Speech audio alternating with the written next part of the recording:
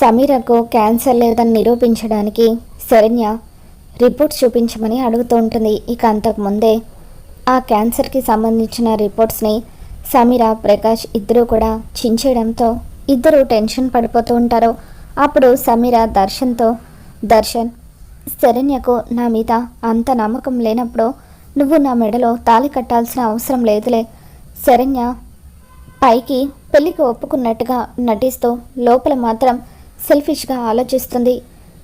అయినా శరణ్యది ఈ విషయంలో తప్పేమీ లేదులే దర్శన్. ఎవరైనా సరే భర్త దగ్గరికి వచ్చేసరికి సెల్ఫిష్గానే ఉంటారో ఉండాలి కూడా. ఎందుకంటే పరిస్థితులు ఏవైనా సరే తన భర్త మరొక అమ్మాయి మెడలో తాళి కడుతున్నాడంటే ఏ ఆడదైనా చూడలేదు కదా అని చెప్పి సమీర అంటూ ఉంటుంది. ఈ జీవితానికి నేను ఇలా ఒంటరిగా పోవాలని రాసిపెట్టి ఉందేమో, సుమంగలిగా పోయి అదృష్టం నాకు రాసిపెట్టి లేదేమో అని చెప్పి సమీర బాధపడుతూ ఉంటే అప్పుడు ప్రకాష్ దర్శన్తో, బావగారు సారీ దర్శన్ గారు, మిమ్మల్ని ఇలా పిలవచ్చలేదో నాకు తెలీదు, కానీ ఎందుకో అలా పిలవాలనిపించి పిలిచేశాను.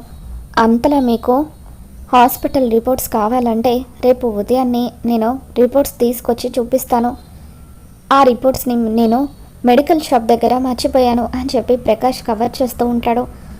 అవును దర్శన్, ఇందాక నా కోసం మెడిసిన్స్ తీసుకువస్తూ రిపోర్ట్స్ని అన్నయ్య అక్కడే మర్చిపోయి వచ్చాడు అని చెప్పి సమీర మరొక కట్టుకథ అల్లుతూ ఉంటుంది. ఇక సమీర అలా ఏడుస్తూ ఎమోషనల్గా డ్రామా ప్లే చేయడంతో దర్శన్ పూర్తిగా సమీర బుట్టలో పడిపోతాడు. సారీ సమీర, నిన్ను బాధ పెట్టాలనేది నా ఉద్దేశం కాదు.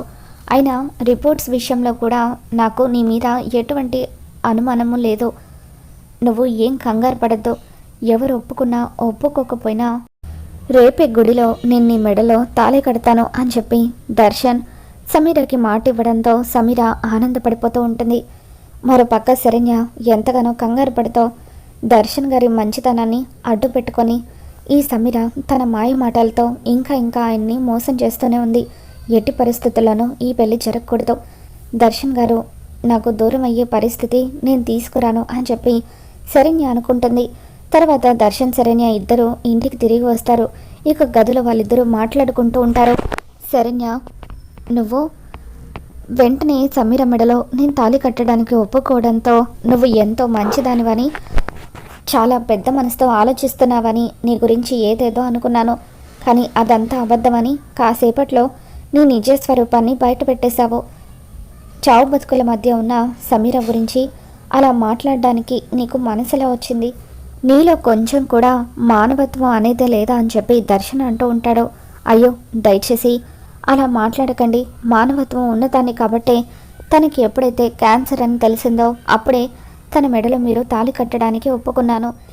ఎప్పుడైతే ఆ సమీర ఆడేదంతా కూడా నటన అన్న విషయం తెలిసిందో అప్పుడే సమీర వల్ల ఈ కుటుంబం నాశనం అవ్వద్దని, మీ జీవితం నాశనం అవ్వద్దని, ఈ పెళ్లి జరగకూడదని కోరుకుంటున్నాను. దయచేసి నన్ను నమ్మండి.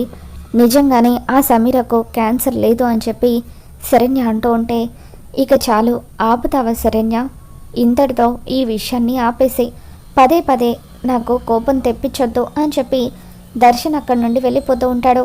ఇక చివర్లో దర్శన్ శరణ్య ఇద్దరు దేని గురించో గొడవ పడుతూ ఉండడం ఆనంద భైరవికి తెలుస్తుంది. ఇదేంటి వీళ్ళిద్దరిని ఇప్పుడిప్పుడే దగ్గర చేద్దాం అనుకుంటే వీళ్ళు దేని గురించో గొడవ పడుతున్నారు అనుకుని ఆనంద భైరవి వీళ్ళిద్దరిని మళ్ళీ ఒకటి చేయాలంటే వీళ్ళను ఏకాంతంగా ఎక్కడికైనా పంపించాలి.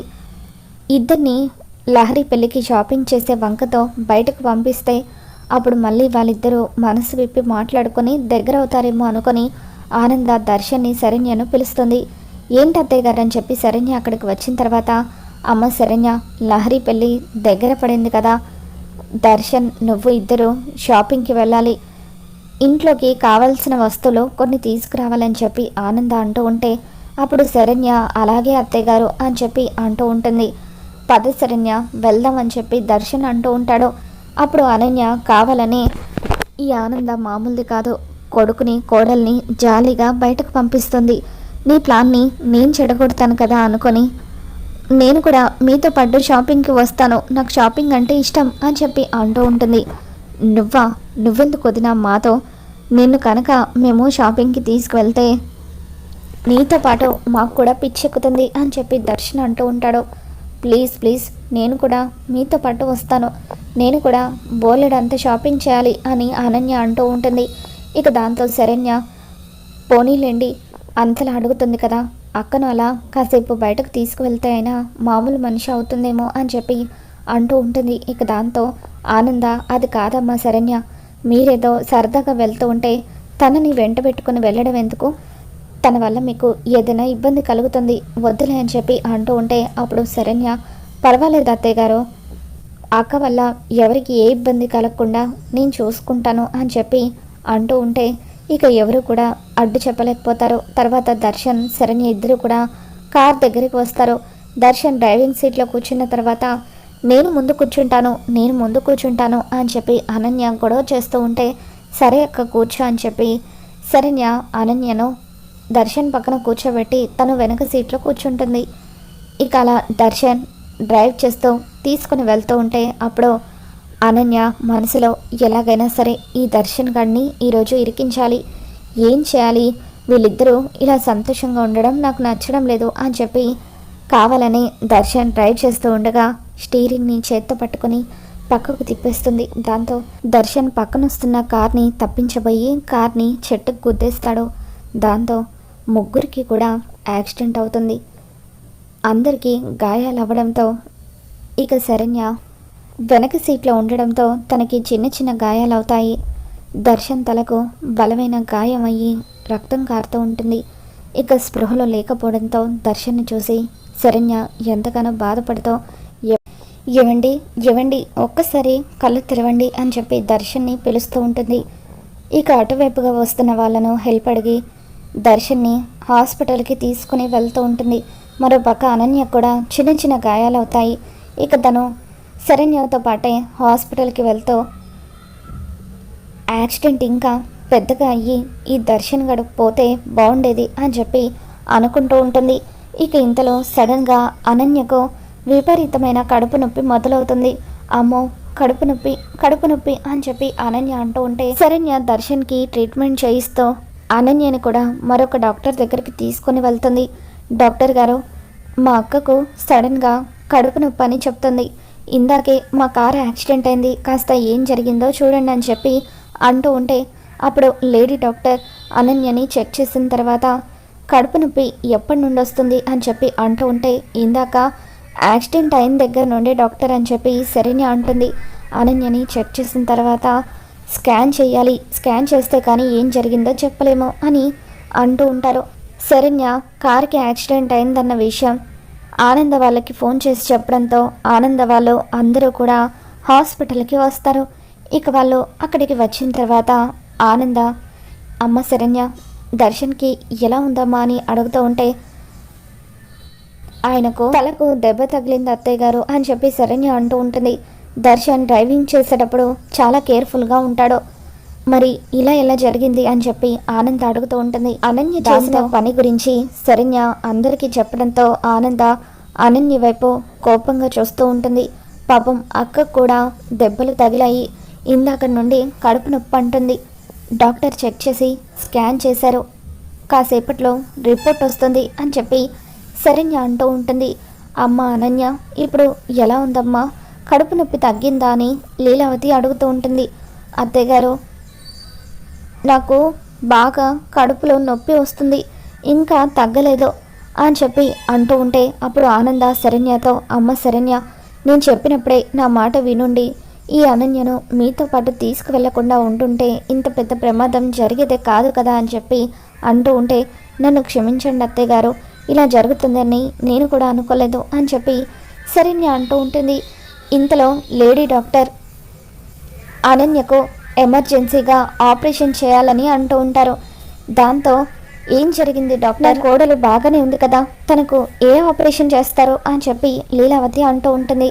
దాంతో డాక్టర్ తను పైకి చూడటానికి బాగానే ఉంది, దెబ్బలేవి తగలలేదు, కానీ తన పొట్టకు ఇందాక యాక్సిడెంట్ జరిగినప్పుడు బలమైన గాయం అవ్వడం వల్ల తన గర్భసంచికి గాయం అయ్యి ఇంటర్నల్ బ్లీడింగ్ అయింది, కాబట్టే తనకి కడుపు నొప్పి వస్తుంది, వెంటనే ఆ గర్భసంచిని ఆపరేషన్ చేసి తీసేయాలి, లేకపోతే ప్రాణాలకే ప్రమాదం అని చెప్పి డాక్టర్ అంటూ ఉంటారు. ఇక దాంతో లీలావతి ఒక్కసారిగా షాక్లో ఉండిపోతుంది. ఏంటి డాక్టర్ మీరనేది, గర్భసంచి తీసేయాలా అంటే అనన్యకు పిల్లలు పుట్టరా అని చెప్పి డాక్టర్ని అడగడంతో అప్పుడు డాక్టర్ లేదండి, గర్భసంచి తీసేస్తాం కాబట్టి ఇక ఈ అమ్మాయికి తల్లయ్యే అవకాశమే లేదు అని చెప్పి అంటూ ఉంటారు. ఇక దాంతో రోహిత్కి ఎప్పటికీ పిల్లలు కలగరన్న నిజం తెలుసుకుని లీలావతి కుప్పకూలి ఏడుస్తూ ఉంటుంది. ఇక ఆ విధంగా మొత్తానికి అనన్య తన వేలితో తన కంటిని పొడుచుకొని తను తీసుకున్న గోతిలో తనే పడిపోయి మొత్తానికి పిల్లలు పుట్టే అవకాశమే కోల్పోతుంది. కొద్దిసేపటికి దర్శన్ స్పృహలోకి వస్తాడు. స్పృహలోకి వచ్చిన దర్శన్ని చూడడానికి శరణ్య, ఆనంద వీళ్ళందరూ కూడా లోపలికి వస్తారు. మరోపక్క అనన్య శరణ్య మీద కోపంతో రగిలిపోతూ ఉంటుంది. ఇకపై నాకు పిల్లలు పుట్టే అవకాశం లేకపోవడం వల్ల పొరపాటున దానికి పిల్లలు పుడితే అందరూ దాన్ని నెత్తిన పెట్టుకొని చూసుకుంటారు, ఆస్తంతా కూడా అదే కొట్టేస్తుంది, ఎట్టి పరిస్థితుల్లోనూ అలా జరగకూడదు అని అనన్య మరొక కుట్రకు ప్లాన్ చేస్తూ ఉంటుంది. మరి రాబోతున్న ఎపిసోడ్లో ఏం జరగబోతుందో మళ్ళీ మన ఛానల్ తెలుసుకుందాం. ఈ వీడియో మీకు నచ్చినట్లయితే లైక్ చేయండి.